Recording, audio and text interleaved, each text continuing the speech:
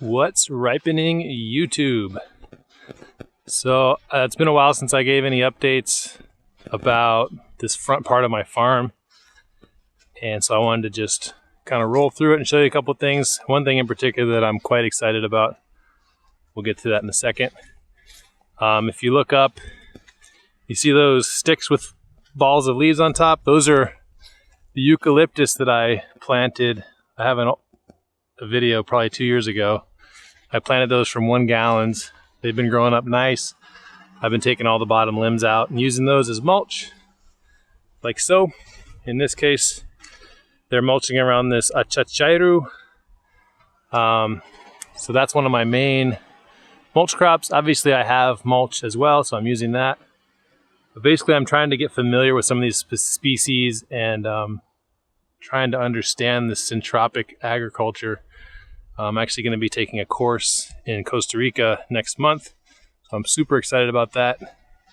But these are the beds that I started with at the front, and the idea here was to have a buffer from the road and to have kind of a mixed planting, low maintenance, eventually producing its own biomass. So you can see this is where I've gotten trimmed up, and then on the other side is what they look like before you trim them up. Really beautiful trees. They're called Icecreambean torrelliana. So they're not technically a eucalyptus any longer, but kind of in that genre. They make a lot of biomass, grow up really straight, except when Hurricane Irma hit them, they kind of knocked a lot of them over. Some of them, like this one's a regrowth because that tree got totally snapped off. But anyway, another really exciting species, for me anyway, that I've incorporated into my design here is these ice cream bean trees, and that's them right there. These trees are about 2 years old, and I was just walking through here checking for ripe bananas, which I don't have any right now, and I noticed something really cool, and that's my first blooms. Now, I've always been told that these take 5 to 7 years to set fruit, so I don't know if this is a first fruiting or first flowering, and it may or may not set fruit. The trees that I'm aware of that are fruiting age have already finished their season, but it may be that I'm in a slightly different climate and on a different time scale or whatever. I have no idea. It might be that they fruit multiple times a year depending on certain types of stress. But anyway, 2 years old. This tree is towering above me. I would say pushing on 20 feet.